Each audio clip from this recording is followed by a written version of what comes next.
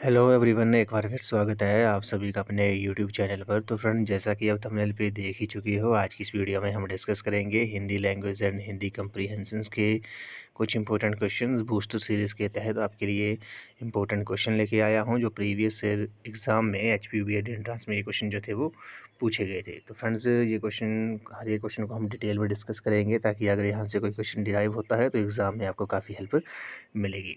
तो फ्रेंड्स, अगर आप सभी कमीशन और कमेटियाँ, टीचिंग, एप्टीट्यूड और एटीट्यूड के 100 प्रैक्टिस क्वेश्चन और सभी सेक्शंस का इंपॉर्टेंट कंटेंट अगर आप परचेज़ करना चाहते हो, तो मात्र आपने 200 रुपीज़ जो हम पेड करने हैं। पेमेंट का जो स्क्रीनशॉट है वह आपने दिए हुए व्हाट्सएप नंबर 9816270168 नंबर पे आपने व्हाट्सएप कर देना है। उसके बाद आपको प्रोटेक्टेड पीडीएफ्स जो है वो प्रोवाइड कर दी जाएंगी। पीडीएफ प्रोवाइड करने के बाद आपको अलग अलग व्हाट्सएप ग्रुप में ऐड कर दिया जाएगा। बॉयज़ के लिए अलग व्हाट्सएप ग्रुप होगा, गर्ल्स के लिए अलग व्हाट्सएप ग्रुप होगा, और उन व्हाट्सएप ग्रुप में आपको फ्री ऑफ कॉस्ट जो है up to date, time to time content जो है वो आपको प्रोवाइड कर दिया जाएगा। तो मात्र आपने बस 200 रुपीज़ जो है वो पेड करने हैं। पेमेंट का स्क्रीनशॉट आपने दिए हुए व्हाट्सएप नंबर पर सेंड कर देना है। तो फ्रेंड्स, अगर आप एचपी और एसपीयू बीएड एंट्रेंस 2025 की तैयारी कर रहे हो, तो इसके लिए मैंने एक अलग से प्लेलिस्ट बनाई है, जिसका जो लिंक है वो मैंने डिस्क्रिप्शन बॉक्स में दे दिया है। आप वहां पर जाकर वीडियोस देख सकते हो। वहां पर आपको सभी सेक्शंस की वीडियोस आपको देखने को मिलेंगी। तो फ्रेंड्स, जैसा कि आपको पता है, Hindi language and Hindi comprehension के आपके 20 क्वेश्चन जो हैं वो एग्ज़ाम में पूछे जाते हैं।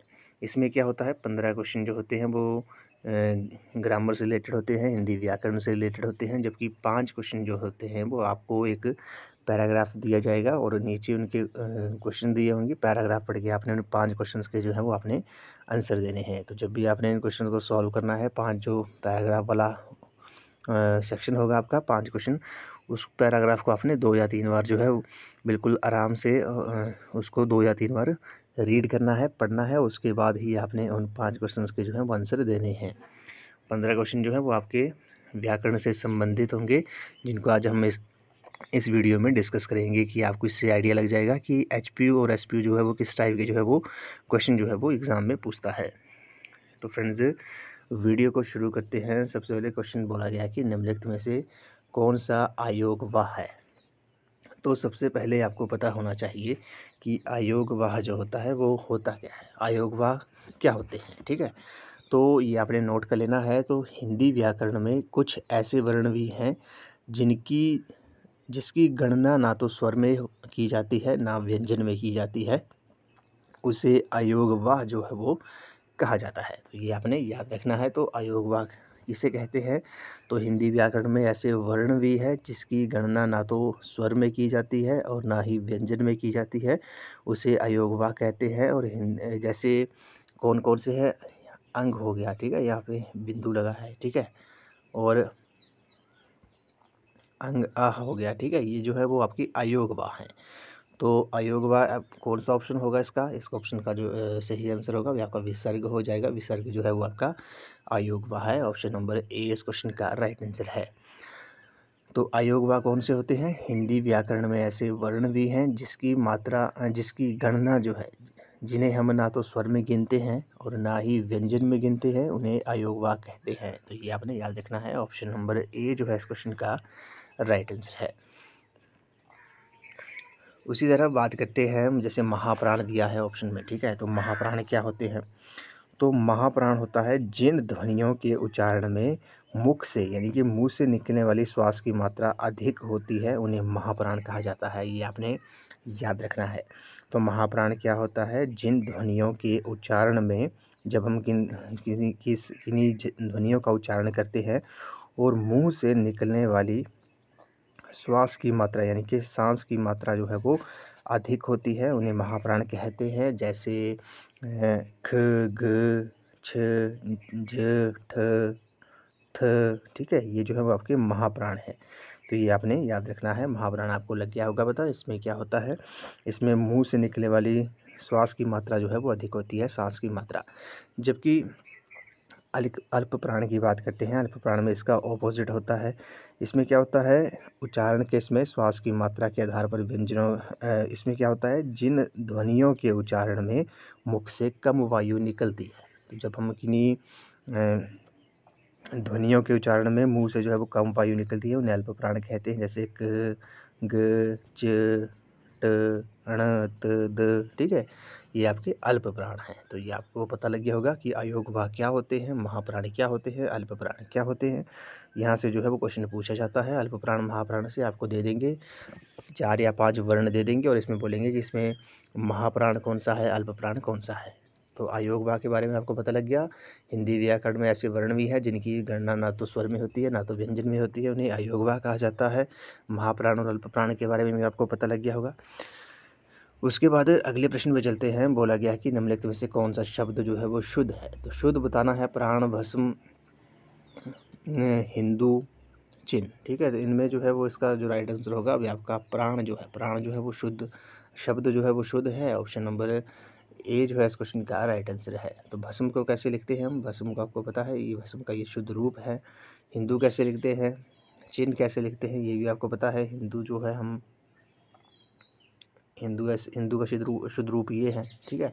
तो ये आपने याद रखना है। तो प्राण जो है ये शब्द जो है वो शुद्ध है। अगले प्रश्न में चलते हैं। बोला गया है कि क वर्ण किसके योग से बना है। तो क जो है वो किन क जो वर्ण है वो किसके योग से बना है। तो इस क्वेश्चन का जो करेक्ट आंसर हो जाएगा वे आपका ऑप्शन नंबर सी हो जाएगा। क प्लस ये हलंत लगा है, इसको हलंत बोलते हैं। क्या बोलते हैं इसको, जो ये जो लगा है इसको हलंत बोलते हैं। क प्लस जो है इनके योग से जो है वो क वर्ण जो है वो बनता है। ये भी आपने याद रखना है। नेक्स्ट क्वेश्चन पे चलते हैं। निम्नलिखित में से कौन सा युग्म जो है, युग्म शब्द जो है वो सही है। तो क्वेश्चन नंबर 34 का जो राइट आंसर है भी आपने बताना है कि कौन सा युग्म शब्द जो है वो सही है।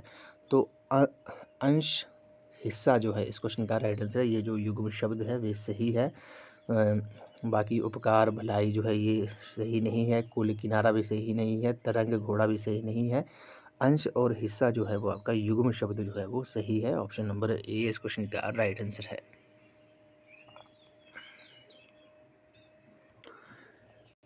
अगले प्रश्न में चलते हैं। बोला गया है कि पतझड़ का विपरीतार्थक शब्द क्या होगा। तो विपरीतार्थक, पहले इनके बारे में बात कर लेते हैं। अर्थ के आधार पर जो है शब्द जो है वो भाषा की लघुत्तम इकाई है। प्रत्येक शब्द का अपना एक अर्थ होता है और अर्थ के आधार पर वो बात करते हैं। अर्थ के आधार पर जो है वो शब्द के 4 भेद किए जाते हैं। पर्यायवाची शब्द, विलोमार्थी शब्द, एकार्थी शब्द और अनेकार्थी शब्द। तो अब यहाँ पूछा है विपरीतार्थक शब्द। तो विपरीतार्थक शब्द के बारे में बात कर लेते हैं। विपरीतार्थक शब्द जो है इन्हें विलोमार्थी शब्द भी कहा जाता है, ठीक है। तो किसी शब्द से विपरीत अर्थ देने वाले शब्द उसे विलोम या विपरीतार्थी कहा जाता है। तो आपको यहाँ पे पतझड़ का विलोम शब्द भी पूछ सकते हैं। जैसे विपरीतार्थक को विलोम शब्द भी कहा जाता है, ठीक है। तो जैसे मान का जो विलोमार्थी शब्द है अपमान है, ठीक है। तो पतझड़ का जो विपरीतार्थक शब्द है वे क्या होगा। क्वेश्चन नंबर 35 का जो राइट आंसर है वे आपका ऑप्शन नंबर ए हो जाएगा। पतझड़ का विपरीतार्थक शब्द वसंत है। ऑप्शन नंबर ए जो है इस क्वेश्चन का राइट आंसर है। उसी तरह बात करते हैं जैसे कुटिल शब्द का जो विलोमार्थी विपरीतार्थक होगा वे सरल होगा। और दुर्जन का क्या होगा, सज्जन होगा। तीव्र का होगा, मंद होगा, ठीक है। और अनुराग का विराग होगा।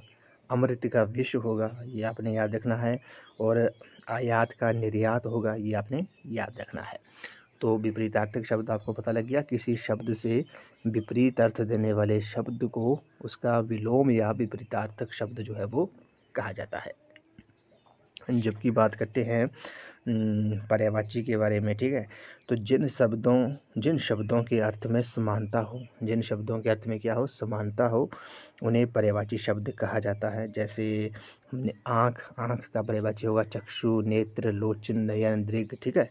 ये जो है वो आपके आँख के पर्यायवाची शब्द हैं। जैसे जल का पर्यायवाची शब्द क्या होगा, पानी, सलिल, उदक, नीर, वारी, पय, तोय, ठीक है। ये आपके जल के पर्यायवाची शब्द हैं। तो पर्यायवाची शब्द कौन से होते हैं, जिन शब्दों के अर्थ में समानता हो उन्हें पर्यायवाची शब्द जो है वो कहा जाता है। उसके बाद बात करते हैं एकार्थी शब्द। विपरीतार्थक शब्द तो हमने बात कर ली, अर्थ के आधार पर 4 भेद होते हैं। उसके बाद बात करते हैं हम एकार्थी शब्द। तो जिन शब्दों का अर्थ सभी परिस्थितियों में एक सा रहता है। क्या होता है? जिन शब्दों का जो अर्थ होता है वो सभी परिस्थितियों में एक सा रहता है, उन्हें एकार्थी या एकार्थक शब्द कहते हैं। जैसे अंबर का, वस्त्र, आकाश, कपास हो गया, ठीक है। गति का, चाल, दशा, मोक्ष। तो इन सभी परिस्थितियों में जो है इन शब्दों का जो अर्थ है वो एक ही रहता है, उसे एकार्थी शब्द कहा जाता है। ये भी आपने याद रखना है। उसके बाद बात करते हैं, सॉरी, एकार्थी शब्द क्या हो जाएगा? एकार्थी शब्द सभी परिस्थितियों में एक सा अर्थ रहता है, उन्हें एकार्थी शब्द कहता है। जैसे अहंकार, उत्तम, शस्त्र, अपराध, ठीक है। उसके बाद लास्ट में बात करते हैं अनेकार्थक शब्द। तो प्रयोग के अनुसार विभिन्न परिस्थितियों में भिन्न भिन्न अर्थ देने वाले शब्द जो होते हैं वे अनेकार्थक शब्द जो हैं वो कहलाते हैं। ये आपने याद रखना है। जैसे भूत, प्रेत, प्राणी, बीता हुआ, ठीक है। उसी तरह पत्र, तो अलग अलग परिस्थितियों में भिन्न भिन्न देने वाले अर्थ हैं। जैसे पत्र का हो गया चिट्ठी, पत्ता, समाचार पत्र, पन्ना, ठीक है। ये आपको पता लग गया होगा। तो पतझड़ का जो विपरीतार्थक शब्द होगा वे क्या होगा? वे आपका वसंत होगा। ऑप्शन नंबर ए इस क्वेश्चन का करेक्ट आंसर है।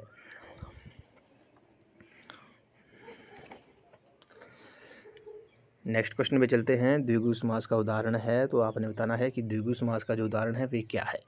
अब बात करते हैं समास के, तो 6 भेद होते हैं। पहले तो आपने ये याद रखना है, समास के 6 भेद होते हैं। अब बात करते हैं द्विगु समास के बारे में। तो जिन समासों का जो पूर्व पद होता है वे संख्यावाची शब्द होता है, ठीक है। तो जिन समासों का पूर्व पद जो है वो संख्यावाची शब्द हो तो वहाँ पर द्विगु समास होता है। तो अर्थ की दृष्टि से ये समास प्राय समूहवाची होता है। ये भी आपने याद रखना है।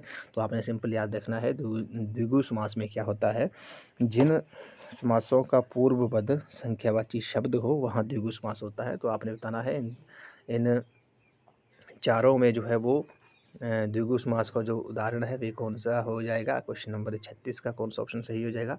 तो त्रिभुवन जो है, यहाँ पे त्रिभुवन है, पहला पद संख्यावाचक है, त्रि मतलब 3, तो 3 भवनों का समूह यानी कि त्रिभुवन है। तो द्विगु समास का उदाहरण हो गया आपका ऑप्शन नंबर डी। ये आपने याद रखना है। उसी तरह समास के 6 भेद होते हैं। बात करते हैं तत्पुरुष समास के बारे में। इस समास में क्या होता है? तत्पुरुष में उत्तर पद जो होता है वो प्रधान होता है, पूर्व पद गौण होता है, ठीक है। और तत्पुरुष समास की रचना में समस्त पदों के बीच में आने वाले परसर्गों जैसे का, से, पर आदि का लोप हो जाता है। जैसे युद्ध क्षेत्र, युद्ध का क्षेत्र, राजकुमार, राजा का कुमार, ये आपका तत्पुरुष समास है, ठीक है। उसके बाद बात करते हैं कर्मधारय समास के बारे में। तो कर्मधारय समास में पूर्व पद विशेषण और उत्तर पद विशेष्य होता है, ठीक है। जैसे नील कमल, नीले रंग का कमल, महात्मा, महान, आत्मा, ठीक है। पनचक्की, पानी से चलने वाली चक्की, ये भी आपने याद रखना है। उसके बाद बात करते हैं हम अगले समास के बारे में। तो बहुब्रीहि समास क्या होता है? बहुब्रीहि समास में दोनों पद जो होते हैं वो गौण होते हैं तथा ये दोनों मिलकर किसी अन्य पद के विषय में कुछ संकेत करते हैं, अन्य पद ही प्रधान होता है। जैसे पीताम्बर, पीला है अंबर, जिसका अर्थात अन्य पद क्या होगा? भगवान कृष्ण। दशानन, 10 प्लस आनंद, इसका विग्रह जो होगा दश है आनंद जिसके, यानी कि रावण हो गया, ठीक है। गिरिधर, गिरि को धारण करने वाला, यानी कि अन्य पद क्या होगा? भगवान कृष्ण हो गया, ठीक है। उसके बाद बात करते हैं द्वंद्व समास के बारे में। तो द्वंद्व समास में क्या होता है? द्वंद्व समास में होता है, इस समास में दोनों ही पद प्रधान होते हैं तथा दोनों पदों को जोड़ने वाले समुच्चय बोधक अव्यय का लोप हो जाता है। जैसे भाई बहन, ठीक है, भाई और बहन हो गया। रात दिन, रात और दिन हो गया। 2 4, 2 या 4, भला बुरा, भला या बुरा, ये आपका द्वंद्व समास हो गया। लास्ट में बात करते हैं अव्ययी भाव समास के बारे में। तो इस समास में पूर्व पद अव्यय होता है और समस्त पद भी अव्यय क्रिया विशेषण का काम करता है। जैसे प्रतिदिन, यथाशक्ति, ठीक है। तो समस्त पद प्रत्येक, विग्रह क्या होगा? प्रति प्लस 1। समस्त पद है आजन्म, तो इसका विग्रह क्या होगा? जन्म से लेकर। तो ये आपने याद रखना है।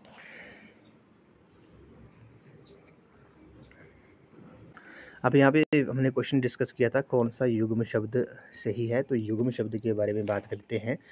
तो युग्म शब्द के बारे में यहाँ पे बात कर लेते हैं। आपको बता देता हूँ मैं युग्म शब्द क्या होते हैं। युग्म का जो अर्थ होता है वे होता है जोड़ा, ठीक है। युग्म का अर्थ होता है जोड़ा। जब एक शब्द अपने पर्याय, सहयोगी अथवा विलोम शब्द के साथ जोड़ा बनकर प्रयुक्त होता है तो उसे युग्म शब्द कहते हैं। ये आपने याद रखना, ये मैं क्वेश्चन में बताना भूल गया था। तो युग्म का जो अर्थ होता है वे जोड़ा होता है। जब एक शब्द अपने पर्याय, सहयोगी अथवा विलोम शब्द के साथ जोड़ा बनकर प्रयुक्त होता है उसे युग्म शब्द कहा जाता है। जैसे धन, दौलत, दाल, रोटी, पाप, पुण्य, ये आपके युग्म शब्द हैं, ठीक है। ये भी आपने याद रखना है। अगले प्रश्न में चलते हैं। सदैव में प्रयुक्त संधि का जो नाम है वे क्या है। क्वेश्चन नंबर 37 का जो राइट आंसर हो जाएगा वे आपका ऑप्शन नंबर बी हो जाएगा। सदैव में जो है वो आपकी स्वर संधि है। ऑप्शन बी इस क्वेश्चन का राइट आंसर है। अब बात करते हैं स्वर संधि के बारे में, ठीक है। तो स्वर संधि कहते किसे हैं, तो दो स्वरों के परस्पर मेल के कारण जब एक या दोनों स्वरों में परिवर्तन होता है तो उसे स्वर संधि जो है वो कहा जाता है। तो ये आपने याद रखना है। तो स्वर संधि कौन सी होती है, दो शब्दों के परस्पर मेल के कारण जब एक या दोनों स्वरों में परिवर्तन होता है तो उसे स्वर संधि जो है वो कहा जाता है। स्वर संधि के जो है वो तीन भेद होते हैं। कौन कौन से, दीर्घ संधि, गुण संधि, वृद्धि संधि और यण संधि, ठीक है। ये भेद माने जाते हैं स्वर संधि की। दीर्घ संधि, गुण संधि, वृद्धि संधि और यण संधि स्वर। तो सदैव में जो है वो आपकी कौन सी संधि है, ये आपकी स्वर संधि है। ऑप्शन नंबर बी जो है इस क्वेश्चन का राइट आंसर है। संधि किसे कहते हैं, संधि जो शब्द होता है उसका अर्थ होता है जोड़ या मेल। तो जैसे भाषा व्यवहार में जब दो शब्द पास पास आते हैं तो पहले शब्द की अंतिम ध्वनि बाद वाले शब्द की पहली ध्वनि से मिलकर उसे प्रभावित करती है और ध्वनि परिवर्तन की इसी प्रक्रिया का नाम ही जो है वो संधि है। अगले प्रश्न में चलते हैं। क्वेश्चन नंबर 38 में बोला गया कि अनुवाद में प्रयुक्त जो उपसर्ग है वे कौन सा है। क्वेश्चन जो है वो काफ़ी इंपॉर्टेंट है। तो उपसर्ग भी हमने प्रीवियस वीडियो में डिस्कस किया था। तो उपसर्ग के बारे में बात कर लेते हैं। तो उपसर्ग क्या होते हैं, वे लघुत्तम शब्दांश हैं जो शब्द के प्रारंभ में लगकर नए शब्दों का निर्माण करते हैं, उन्हें उपसर्ग कहा जाता है। जैसे अ प्लस धर्म, अ प्लस धर्म हो गया तो ये हो गया आपका अधर्म हो गया। क्या हो गया, अधर्म हो गया, ठीक है। उसी तरह बे प्लस ईमान हो गया, ये हो गया आपका बेईमान हो गया, ये आपका उपसर्ग है, ठीक है। तो इसमें बेईमान में जो उपसर्ग होगा वे आपका वे होगा, अधर्म में आपका उपसर्ग होगा आपका ए होगा, ठीक है। ये आपने याद रखना है। तो अनुवाद में बोला है, अनुवाद में जो प्रयुक्त उपसर्ग है, उपसर्ग क्या होते हैं, वे लघुत्तम शब्दांश है जो शब्द के प्रारंभ में लगकर नए शब्दों का निर्माण करते हैं। तो अनुवाद में जो आपका उपसर्ग होगा वह क्या होगा। क्वेश्चन नंबर 38 का जो राइट आंसर है वह आपका ऑप्शन नंबर डी है। अनु जो है इस क्वेश्चन का राइट आंसर है। उसी तरह बात करते हैं प्रत्यय के बारे में। उपसर्ग जो है वो शब्द के प्रारंभ में लगकर नए शब्दों का निर्माण करते हैं, जबकि प्रत्यय में क्या होता है, प्रत्यय भाषा के वे लघुत्तम सार्थक खंड है जो शब्द के अंत में जुड़कर नए शब्दों का निर्माण करते हैं। तो प्रत्यय जो होते हैं वो शब्द के अंत में जुड़ते हैं और उपसर्ग जो होते हैं वे आपके शब्द के पहले जुड़ते हैं, ये भी आपने याद रखना है। तो अनुवाद में जो प्रयुक्त उपसर्ग होगा वह आपका अनु होगा।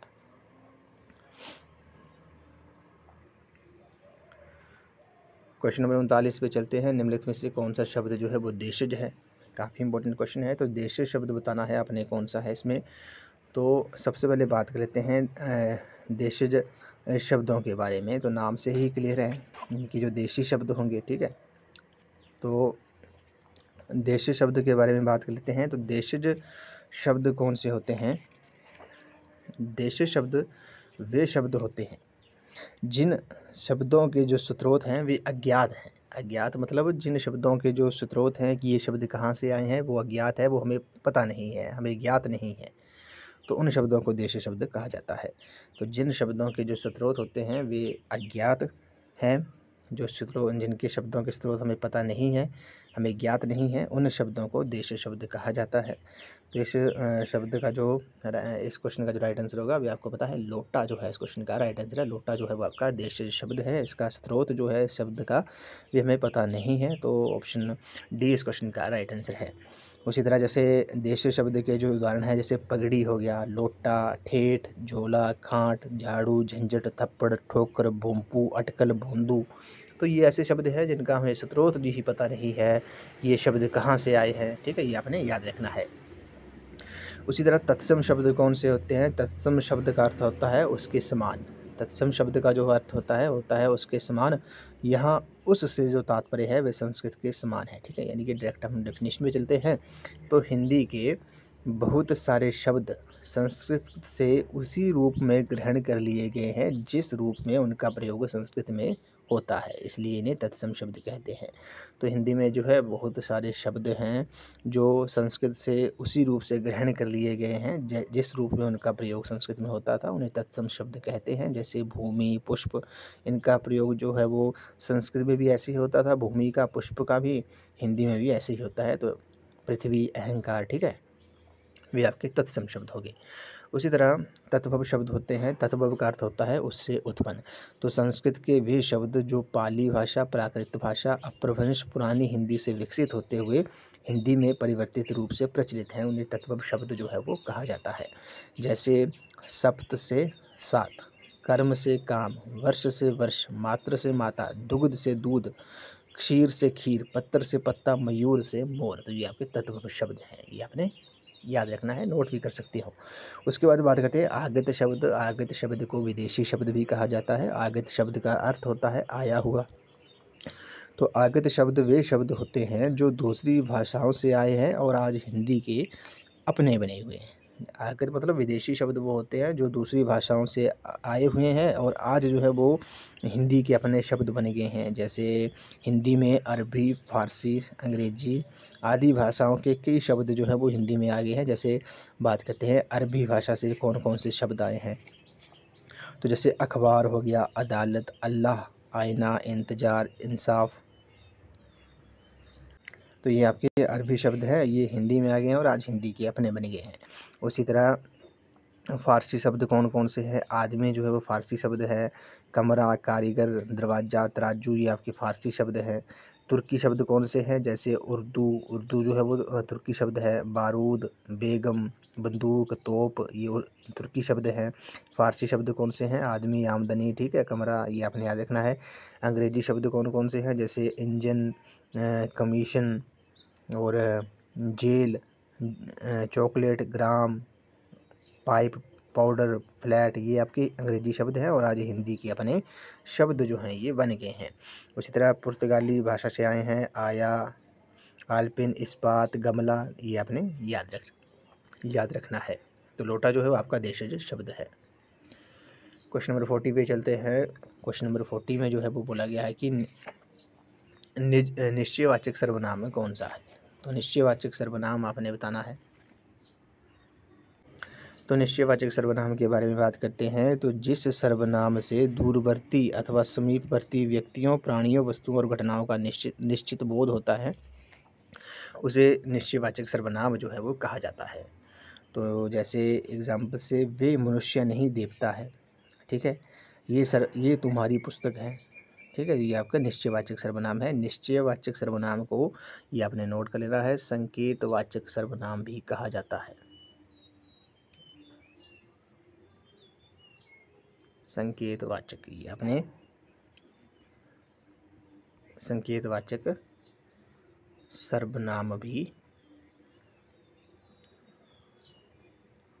संकेतवाचक सर्वनाम भी कहा जाता है। निश्चयवाचक सर्वनाम को संकेतवाचक सर्वनाम भी कहा जाता है। अब संकेत से आपको पता लग गया होगा, ठीक है। तो जिस सर्वनाम से दूरवर्ती अथवा समीपवर्ती व्यक्तियों, प्राणियों, वस्तुओं और घटनाओं का निश्चित बोध होता है उसे निश्चयवाचक सर्वनाम कहते हैं। जैसे वे मनुष्य नहीं देवता है, ये तुम्हारी पुस्तक है। इसमें आपने बताना है कौन सा है निश्चयवाचक सर्वनाम, आपको पता लग गया होगा। क्वेश्चन नंबर 40 का जो राइट आंसर है आपका ऑप्शन नंबर डी है, यह जो है वो आपका राइट आंसर है। तो यह जो है वो आपका राइट आंसर हो जाएगा, ये आपका निश्चयवाचक सर्वनाम है। निश्चयवाचक सर्वनाम को संकेतवाचक सर्वनाम भी कहा जाता है। अगले प्रश्न में चलते हैं। निम्न में भाववाचक संज्ञा है, तो भाववाचक संज्ञा के बारे में बात करते हैं। तो जो संज्ञा किसी गुण, स्वभाव, भाव, स्थिति या अवस्था का बोध कराती है उसे भाववाचक संज्ञा कहा जाता है। ये सभी संकल्पनाएं होती हैं, इनका कोई भौतिक स्वरूप नहीं होता है। तो भाववाचक संज्ञा के बारे में आपको पता लग गया होगा। जो संज्ञा किसी गुण, स्वभाव, भाव, स्थिति या अवस्था का बोध कराती है उसे भाववाचक संज्ञा कहा जाता है। ये सभी संकल्पनाएं होती हैं, जैसे सच्चाई, प्रेम, बचपन, ईमानदारी, शीतलता, ये आपकी भाववाचक संज्ञा है। इस क्वेश्चन का जो राइट आंसर है वो आपका ऑप्शन नंबर ए हो जाएगा। लंबाई जो है ये आपका भाववाचक संज्ञा है। क्वेश्चन नंबर 42 पे चलते हैं। क्वेश्चन नंबर 42 में बोला गया है कि ऊ के उच्चारण स्थान जो हैं वो कौन से हैं। तो ऊ के जो उच्चारण स्थान है वे कौन से हैं। क्वेश्चन नंबर 42 का जो राइट आंसर हो जाएगा वे आपका कौन सा ऑप्शन हो जाएगा। ऑप्शन नंबर सी जो है इस क्वेश्चन का राइट आंसर है।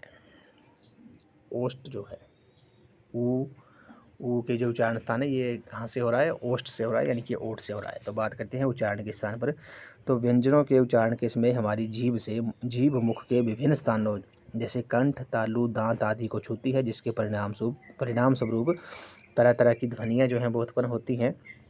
और उच्चारण के स्थान पर आधार पर हिंदी के व्यंजनों का वर्गीकरण इस प्रकार से है। जैसे बात करते हैं कंठ से, यानी कि गले से। तो गले से किन व्यंजनों का उच्चारण होता है, जैसे क, ख, ग, घ, ण, ह, ये कंठ से यानी कि गले से हो रहा है। तालव्य यानी कि तालु से किसका होता है, च, छ, ज, झ, ण, य, श।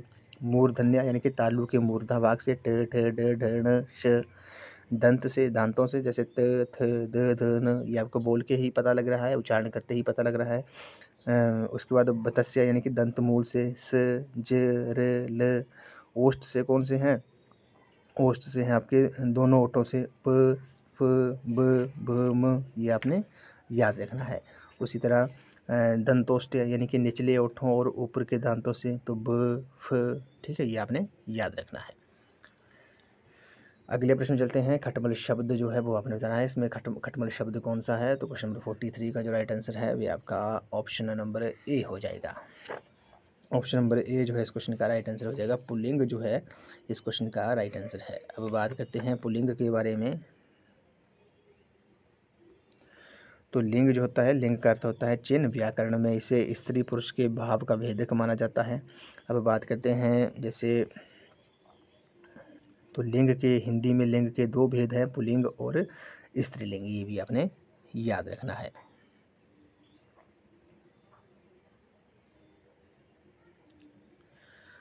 तो खटमल शब्द जो है वो आपका पुल्लिंग शब्द है। और लिंग का अर्थ होता है, क्या होता है, चिन्ह होता है।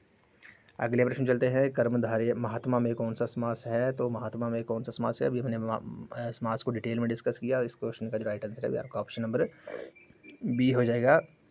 कर्मधारय जो है इस क्वेश्चन का राइट आंसर है। इस वीडियो का ये लास्ट क्वेश्चन है। बोला गया है कि महोषण का सही संधि विच्छेद क्या होगा। तो महोषण का जो सही संधि विच्छेद होगा वे आपका ऑप्शन नंबर डी हो जाएगा। महा प्लस उषण जो है इस क्वेश्चन का राइट आंसर है। तो ऑप्शन नंबर डी इस क्वेश्चन का करेक्ट आंसर है।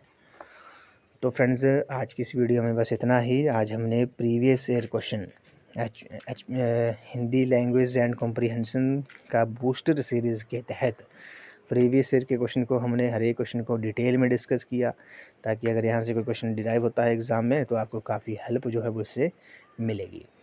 तो फ्रेंड्स, 20 क्वेश्चन आपको एग्ज़ाम में पूछे जाते हैं Hindi language and Hindi comprehension के, और 15 क्वेश्चन जो होते हैं इसमें हिंदी व्याकरण से संबंधित होते हैं। जैसे इस वीडियो में हमने डिस्कस किए 15 क्वेश्चन आपको ऐसे देखने को मिलेंगे व्याकरण से, और 5 जो क्वेश्चन होंगे, 5 क्वेश्चन जो होंगे वो आपको एक पैराग्राफ दे दिया जाएगा, और उन पैराग्राफ को पढ़ के आपने नीचे उसके 5 प्रश्न दिए होंगे। उस पैराग्राफ को पढ़ के आपने नीचे जो 5 प्रश्न दिए होंगे उनके आपने आंसर देने हैं। उस पैराग्राफ को मैं आपको बोल रहा हूँ, वो ईजी होता है, बिल्कुल आपने फ्री के नंबर होते हैं। वे आपने पैराग्राफ को 2 या 3 बार आपने प्रैक्टिस भी कर लेनी है। कहीं से भी आप प्रैक्टिस कर सकते हो पैराग्राफ की। आपने 2 या 3 बार बिल्कुल उसको ध्यान से पढ़ना है, और तब आपने उस पैराग्राफ के आपने आंसर देने हैं। 5 क्वेश्चन ऐसे पूछते हैं, 15 जो होते हैं वो ग्रामर से रिलेटेड होते हैं। 20 क्वेश्चन टोटल पूछे जाते हैं, 20 मार्क्स के ही होते हैं। तो फ्रेंड्स, आज की इस वीडियो में बस इतना ही। आई होप आपको ये वीडियो पसंद आई होगी। तो वीडियो को लाइक शेयर एंड कमेंट जरूर कर दें। चैनल को सब्सक्राइब भी जरूर कर दें। बेल आइकन प्रेस करना ना भूलें। ऑल नोटिफिकेशन ऑन कर दें ताकि मेरे आने वाली हर वीडियो की नोटिफिकेशन आपको मिलती रहे। तो फ्रेंड्स, अगर आप HP और SP B.Ed एंट्रेंस 2025 की तैयारी कर रहे हो, सभी कमिश्नर कमेटियाँ, टीचिंग एप्टीट्यूड और एप्टीट्यूड के 100 प्रैक्टिस क्वेश्चन और सभी सेक्शन का इंपॉर्टेंट कंटेंट अगर आप परचेज़ करना चाहते हो तो मात्र आपने 200 रुपीज़ पेड करने हैं। पेमेंट का स्क्रीनशॉट आपने इस नंबर पे सेंड कर देना है। उसके बाद आपको प्रोटेक्टेड PDF जो है प्रोवाइड कर दी जाएंगी सभी सेक्शंस की, और उसके बाद आपको व्हाट्सएप ग्रुप में ऐड कर दी जाएगा। बॉयज़ के लिए अलग व्हाट्सएप ग्रुप होगा, गर्ल्स के लिए अलग व्हाट्सएप ग्रुप होगा, और उस व्हाट्सएप ग्रुप में आपको free of cost time to time up to date जो है वो सभी सेक्शन का इंपॉर्टेंट कंटेंट आपको प्रोवाइड कर दिया जाएगा। तो मात्र आपने 200 रुपीज़ जो है वो पेड करने हैं। पेमेंट का स्क्रीनशॉट जो है वो अपने दिए हुए व्हाट्सएप नंबर पे सेंड कर देना है। तो फ्रेंड्स, आपका SP का जो एग्ज़ाम है वो परसों है संडे को। तो बस आपने अब एक्स्ट्रा कुछ भी नहीं पढ़ना है। SP वालों ने अब जो भी पढ़ा है आपको उसका आपने मल्टीपल टाइम जो है वो आपने रिवाइज़ करना है। बाकी आपका एग्ज़ाम अच्छा हो जाएगा। टीचिंग एप्टीट्यूड और एप्टीट्यूड के क्वेश्चन के बारे में मैं आपको कल की वीडियो में बता दूंगा कि आपने कैसे जो है वो अटैम्प्ट करने हैं SPU मंडी ने। तो फ्रेंड्स, अगर आप HP SP B.Ed एंट्रेंस की तैयारी कर रहे हो तो इसके लिए मैंने एक अलग से प्लेलिस्ट बनाई है जिसका जो लिंक है वो मैंने डिस्क्रिप्शन बॉक्स में दे दिया है। आप वहाँ पर जाकर वीडियोस देख सकते हो। वहाँ पर आपको सभी सेक्शंस की वीडियोस आपको देखने को मिलेंगी। तो फ्रेंड्स, आज की इस वीडियो में इतना ही। तो थैंक यू फ्रेंड्स।